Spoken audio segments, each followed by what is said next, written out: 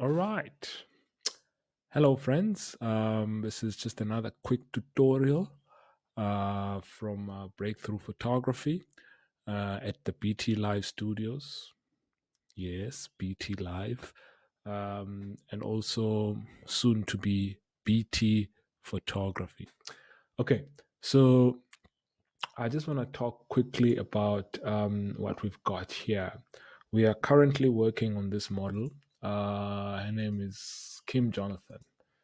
It's a very beautiful colored lady, and we have already processed the image from Lightroom. Let me just quickly open up Lightroom so you could see what we were actually working on. As you can see here, this is pretty much where it all started. I'm just wanting to show you, or let me just say, for the lack of a better word, I'm actually just trying to show you what I refer to as professional retouching. Okay, so now what is actually going on here is you have the original image over here, and right next to the original image is the image that I've already edited on Lightroom. So basically, what I did here is I'm working on this, which is called the development module over here. At library is basically shows you all the photographs that you've selected and that you are currently busy working with. And if you want to import any photos, then you come to library and then you click on import and then it will import photos. But when you're working on the development module, you're working on the specific photographs which you want to later on post and upload. So I just want to share with you a quick workflow in terms of just the professional retouching, because looking at portraits, specifically portraiture. Okay, so what we got here is a couple of settings on the side, like if I can show you here, this is the basic panel, and then you've got your color or HSL. Now, H stands for hue, S stands for saturation, and L stands for luminous, as you can see over here. So normally I work with the yellows, and because the Canon cameras tend to have a yellow cast, so I'd work with yellows, orange, and red, which is more on the warm side, the warm colors. But I didn't have to do it for this particular photo because I shot this with my mirrorless, which is the Canon M50. Right. So that is the HSL, and then you've got color grading over here, which I rarely do use actually, unless there's something seriously wrong with my colors. But I will give a separate tutorial on this just by itself, because I feel it's just something very, very important when you are working with photos. Pardon me. Yeah, you basically that's what you do with color grading. And here you've got the detail panel. Now, in the detail panel, you work with things like sharpening, noise reduction, which is what makes your image a little bit smooth. And then you've got color, color detail and smoothness. And then you've got your length correction, which is also quite important. So that's pretty much the workflow in Lightroom. When I am done and it looks like this, then I do the finishing touches on Photoshop. So I will then export this picture to Photoshop. Now, if you come out here, you will see there is Photoshop. Now, on Photoshop, there's a couple of things that I need to do before I do anything is, first of all, put the workspace to photography. Okay, it is on photography. Okay. Yeah, now what we have here is I've got a monitor here that picks up the image, but I have a secondary monitor where I can see exactly that monitor that's been collaborated, and I can see the correct colors that will be printed at the end.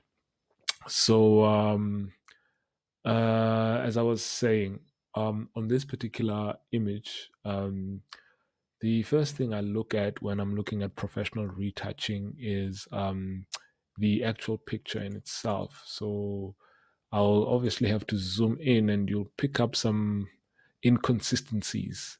So I will go for something they call a spot healing brush tool. It says here it removes marks and blemishes. So I'm going to click on that and voila. I just simply click on the actual marks and blemishes and pimples and things like that to remove those because we want this to be nice, but as natural as possible. So we want to keep the naturalism going, but we want to remove impurities, things that can also that will just generally a little bit enhance the model, but still keep the naturalistic look of the model. And you can only do this at absolute zoom close up, as you can see what I'm doing here now. So there's normally an icon window here where you could see, it's called the navigator, where you could actually see the whole thing as I'm working on it. But I've pushed it to the other screen now so that I can actually see in a bigger screen what I'm actually doing, and also maintain the consistency of the naturalistic look of the image and the colors. So yeah, what I'm doing now is basically just trying to fix up this um, all these inconsistencies. Now, this can take a heck of a long time if you are not patient, and passionate enough about what you are doing. So it really requires the passionate photographer, the photographer that really wants to see a good, high quality image at the end of this process. So yeah, I just basically fix it up, and all those kind of things that are in there. You might find sometimes you make a mistake, you just simply click back arrow history and you go back and fixes it. And then some of the things you will just have to leave them as they are, really. And then you will also just look into certain things about the model that were not fixed while you were actually doing the shoot, or you didn't notice them. Then you will have that opportunity to remove them, or yeah, try to make this as naturalistic as possible. um, I normally use between the healing spot brush tool and the clone tool, just to balance things out and keep things as natural as possible, or looking as natural as possible. So that's very, very important. And yeah, so you just basically work it, clean it up. You basically, this is what I call cleaning up the image.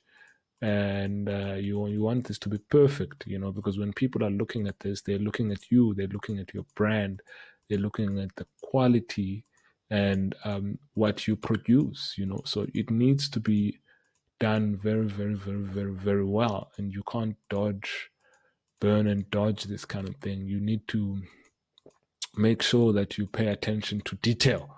That's what separates the pros from the amateurs, I guess. My personal opinion, of course, guys. You don't have to take it to heart, please. So yeah, that's why it takes so long for professional photographers to deliver work to their clients, because they really pay attention to detail, and these things are extremely important. And as you work with your images, you can see where there are inconsistencies, and it's easy for you to fix because of experience, number one, and knowing exactly what it is that you're doing and the kind of look that you're going for. Now, at Breakthru Photography, we always looking at crisp clarity, perfectionists in our images. So we want our models to look good, but yet at the same time we want to keep the naturalistic look of our models, and how they look and all those kind of things coming into play there. So yeah, I mean, it is extremely hard work. You really need to kind of like be focused and know what you're doing and be in control. Yeah, pretty much. So some things are really not really necessary. Like if there's a pimple or there's a but right like a black spot, it's like a beauty spot. You leave it there. You don't have to remove it.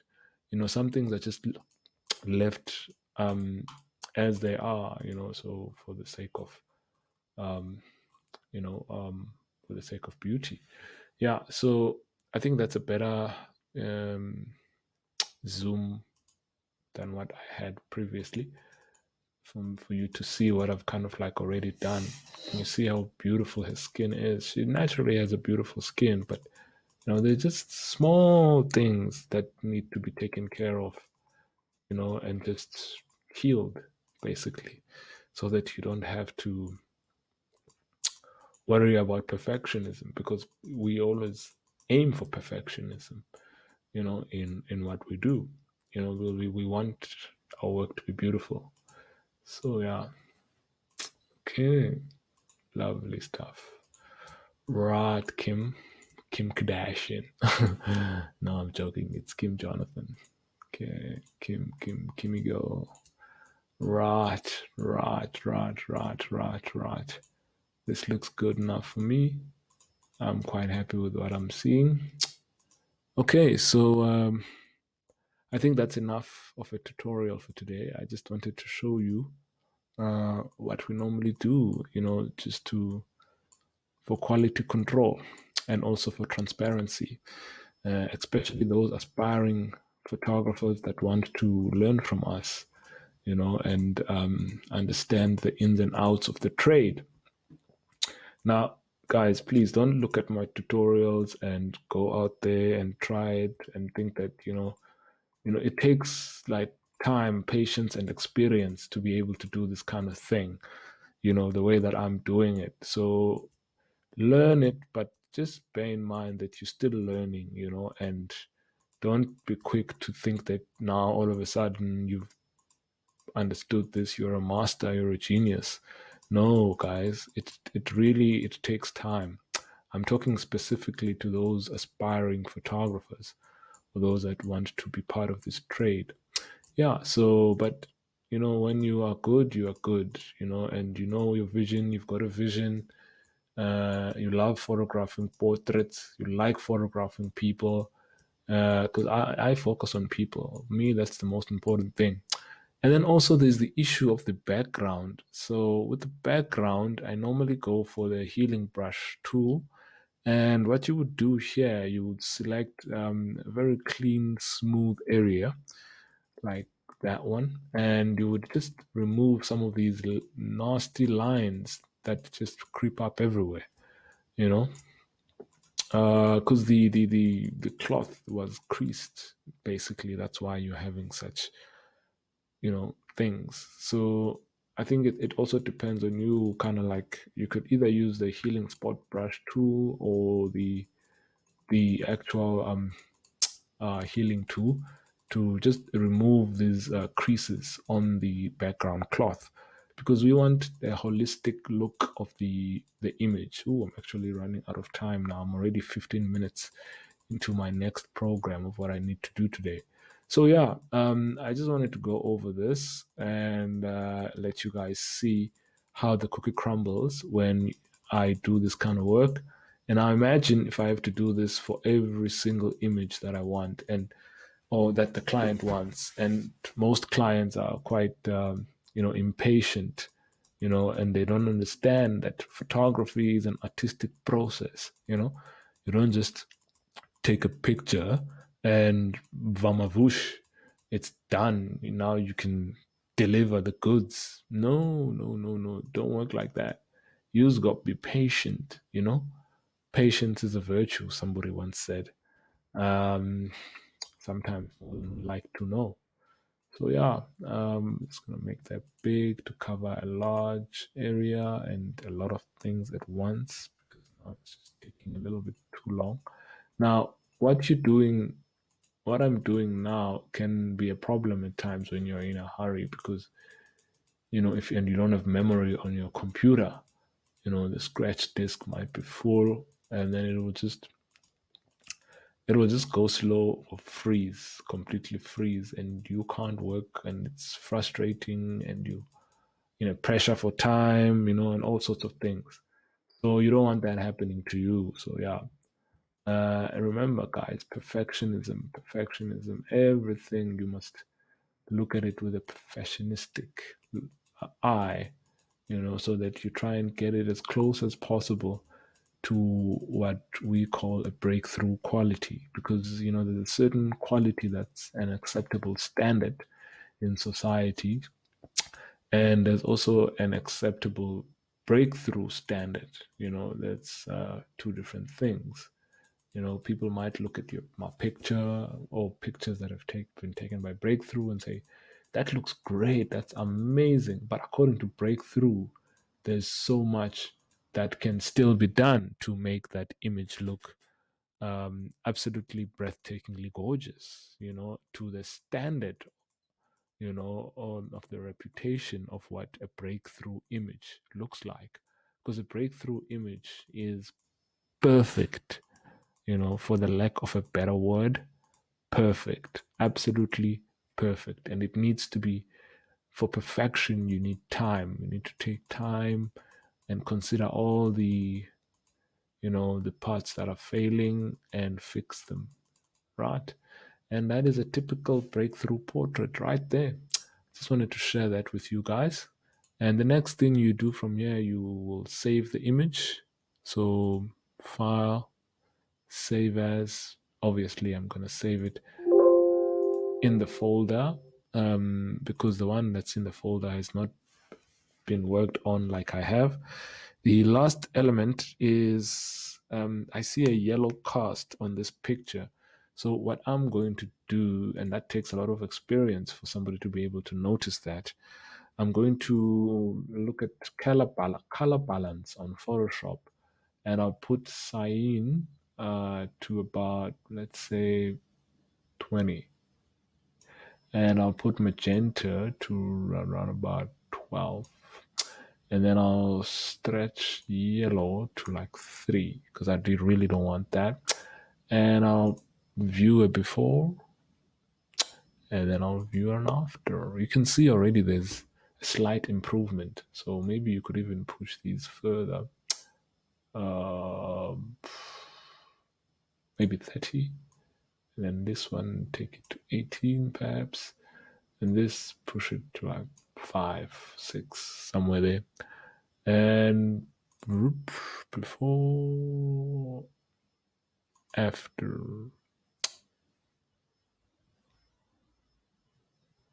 Okay, it looks pretty okay, I mean, it's not great, but it's definitely okay. So I would rather have it like this rather than that, you see. So I'm just going to leave it here and say okay. And then from there, I'll simply just save it again. Saved. And then once that's saved, I want to save it in another different location where I could be able to post and upload it instantly. So I'm just going to put it on the what we call desktop. Save. Okay. Bang for the buck. And what I would like to do now is just, sorry about that, guys, personal stuff. Um, I'm just going to open something here. Okay. Sorry about that. Okay, I'll open Facebook. All right. And then what I will do is try it, just test and see. Go to PT Live, and then hit the icon for that, and then look for the picture, which will probably be in the desktop, and it's that one, and upload it. First, I'm going to upload it to my page. I'm not going to put anything up there. I'll just say post. See what kind of response it gets. Then I'll put it on my Instagram from there. And that's pretty much how you do it. Thank you so much. Have a good one. Cheers.